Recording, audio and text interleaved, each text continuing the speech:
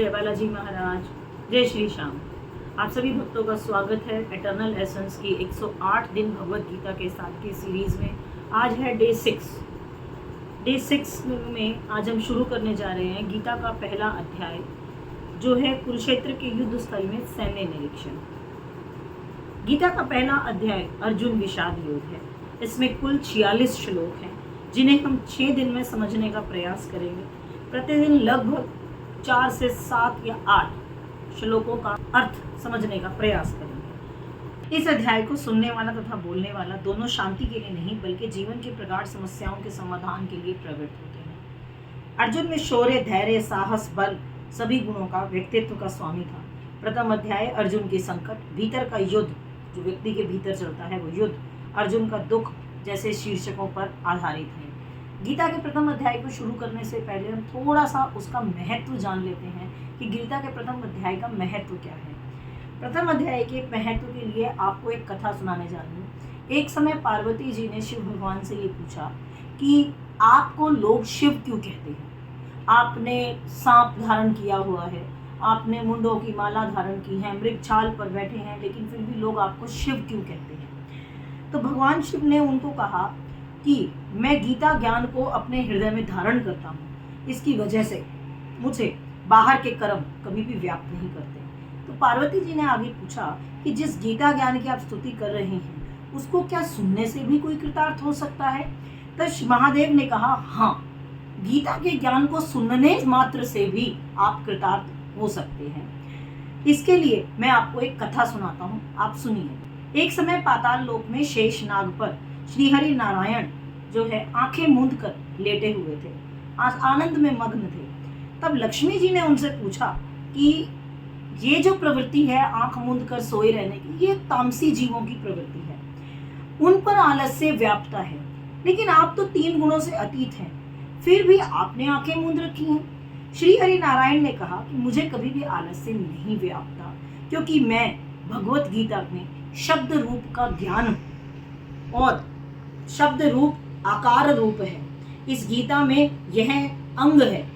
5 अध्याय मेरे मुख हैं, 10 अध्याय मेरी भुजाएं हैं, 16वां अध्याय मेरा उदर, मेरा हृदय और मेरा मन है, 17वां अध्याय मेरी जंघा है और 18वां अध्याय मेरा चरण है। गीता श्लोक मेरी नाड़ियां हैं और अक्षर मेरा रोम है। ऐसा मेरा शब्द रूप अवतार जो गीता ज्ञान है, उसी के अर्थ में हृदय में मैं विचार करता हूँ और आनंदित रहता हूँ।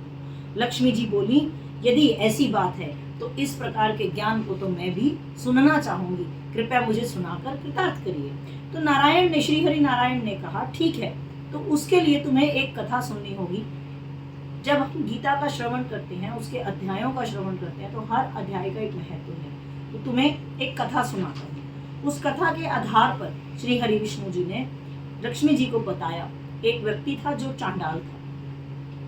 एक दिन वो लकड़ी काटने जंगल में गया और लकड़ी काटते वक्त उसको किसी सांप ने डस लिया, जिससे उसकी उसी वक्त मृत्यु हुई। थोड़ा ध्यान से सुनिएगा कथा को, क्योंकि कथा एक से दूसरे, दूसरे से तीसरे से लेकर वापस पहले चरण में वापस आएगी, तो वहां पर आपको ध्यान इसी कथा पर देना है। मरने के बाद उसने कई नरक भोगे, चांडाल था। फिर अगली बार वो बैल के रूप में जन्म लेकर पृथ्वी पर आया।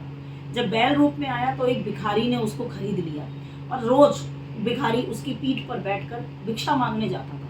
घर आने के बाद वह भिक्षा को अपने परिवार के साथ बांट कर खा जाता था, लेकिन बैल को कभी भी उसने ध्यान नहीं दिया। एक बार बैल नगर में आकर बेहोश हो गया, या आप कह सकते हैं कि गिर गया, भूख की वजह से वो गिर गया। तो नगर के लोगों ने सोचा कि वो जो है प्राण उसने छोड़ दिए, लेकिन उसकी हालत ऐसी थी कि वो प्राण नहीं छोड़ रहा था।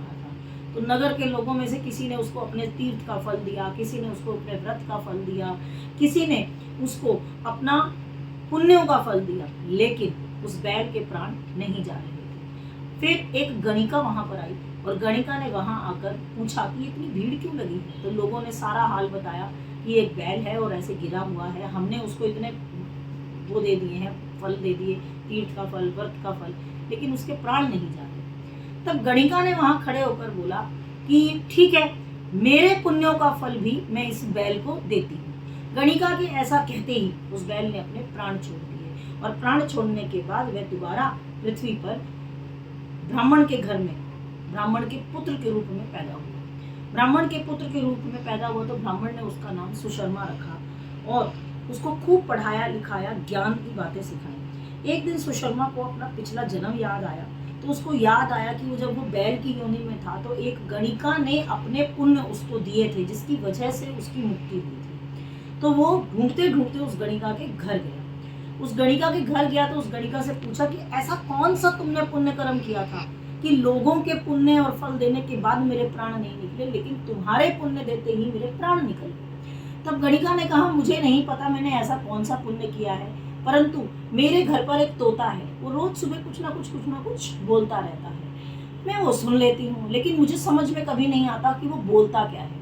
तो वो जो बोलता है मैं सुनती हूँ, मैंने सुनने का फल आपको दे दिया। तो उस विप्र ने जाकर तोते से पूछा कि आप ऐसा क्या बोलते हैं जिसको ये सुनती हैं और उसका फल ने मुझे मुक्ति प्रदान कर दी। तो तोते ने बताया कि वो मेरा ही पुत्र था, यानी कि वो जो तोता है वो चांडाल का पुत्र था। आप समझ रहे हैं मैं अपनी कथा को कहाँ कनेक्ट कर रही हूँ। तो विप्र ने तोते से जब कहा तो उसने कहा कि पिछले जन्म में वह विप्र का पुत्र था। उसने बताया कि गीता का प्रथम अध्याय आप मुझे सुनाया करते थे। तो उन्होंने, जब मैंने अपने गुरु से ये बात पूछी कि मेरे पिताजी हमेशा मुझे ये क्या पढ़ाते थे, वो मुझे क्या सुनाया करते थे, पता नहीं, लेकिन गुरुजी ने वहाँ पर उस दिन गुरु ने मुझे श्राप दिया कि मैं तोता बन जाऊँ। और तोता बनने के बाद एक दिन मुझे एक बहेलिया पकड़ कर ले आए। बहेलिया ने पकड़ कर लाकर मुझे इनके घर बेच दिया। तब से मैं जब भी यहाँ पर बैठा हूँ, मैं रोज सुबह वही अध्याय पढ़ता हूँ जो मेरे पिताजी यानी आपने मुझे सुनाया था, और वही बोलता हूँ जो ये गणिका सुनती है। लेकिन इसे कभी समझ नहीं आया कि मैं बोलता क्या हूँ। ये गीता का प्रथम अध्याय है। तब विप्र ने उसे आशीर्वाद दिया, क्योंकि वो पिछले जन्म में उसका पुत्र था। तो विप्र ने उसे आशीर्वाद दिया और कहा कि तेरा कल्याण हो। ऐसा बोलते ही उस तोते की भी मुक्ति हो गई। श्री हरि जी विष्णु जी कहते हैं लक्ष्मी माता को कि देखो किस प्रकार से एक गीता के ज्ञान ने मुक्ति प्रदान की।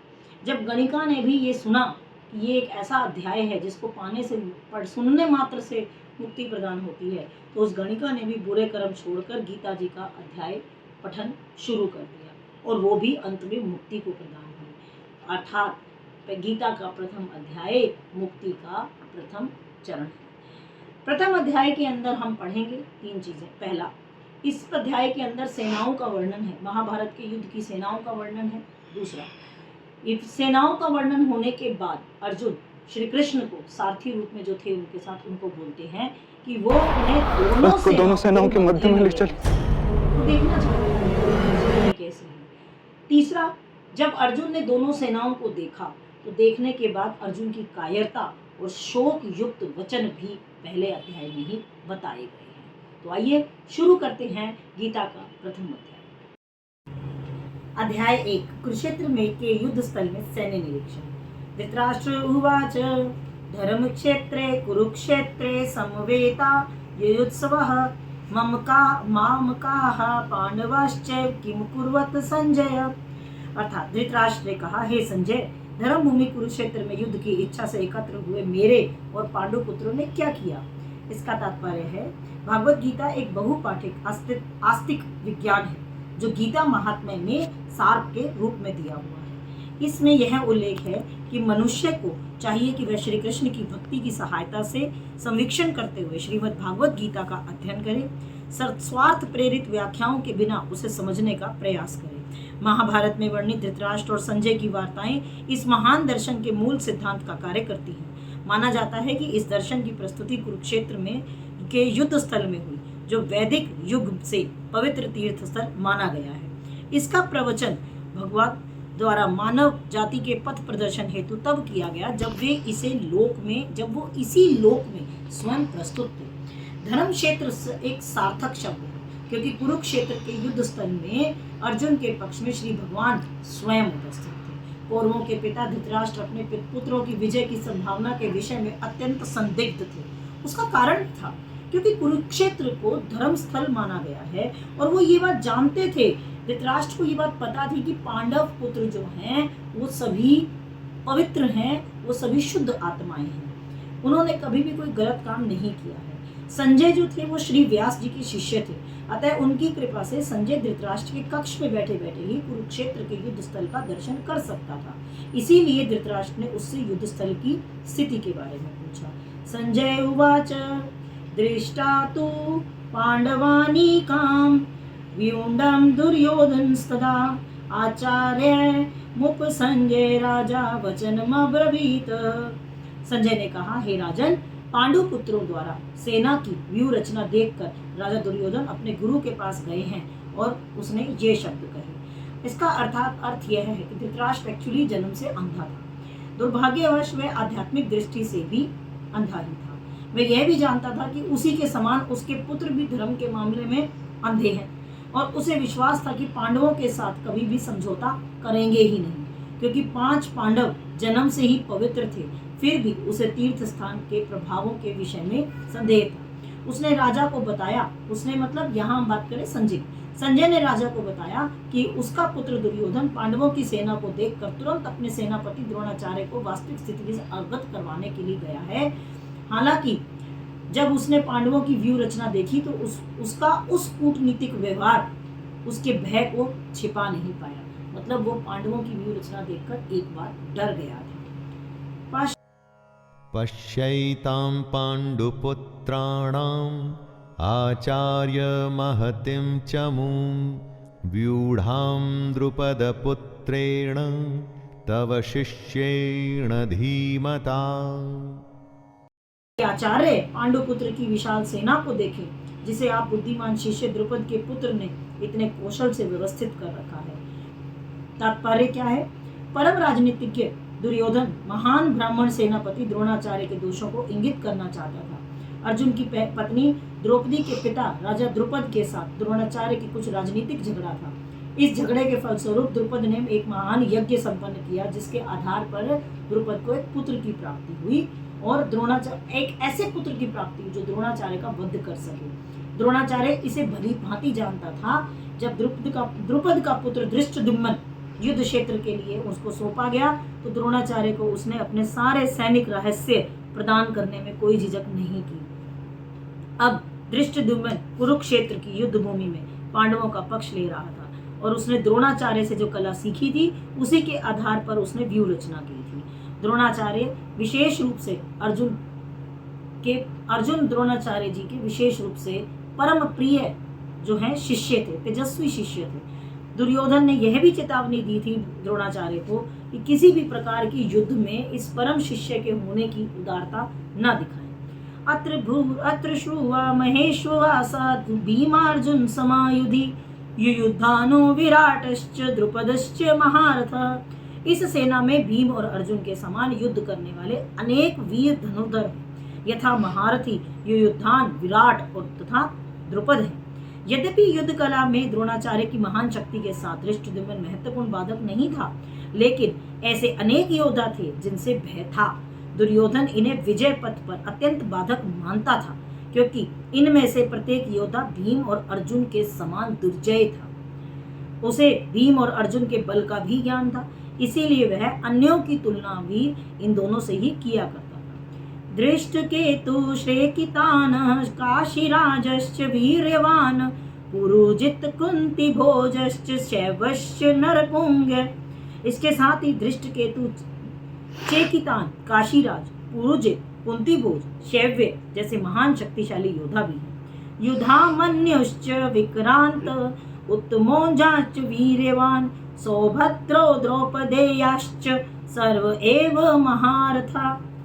पराक्रमी युद्धामन्यु, अत्यंत शक्तिशाली उत्तमौजा, सुभद्रा का पुत्र, द्रौपदी के पुत्र, ये सभी महारथी हैं। आज का वीडियो हम यही इन 6 श्लोकों के बाद समाप्त करते हैं। आशा है आपको ये वीडियो समझ आ रहा होगा, आप आनंद की अनुभूति कर रहे होंगे। कृपया इस वीडियो को लाइक, शेयर और सब्सक्राइब करना ना भूलें। हरे राम, हरे कृष्ण।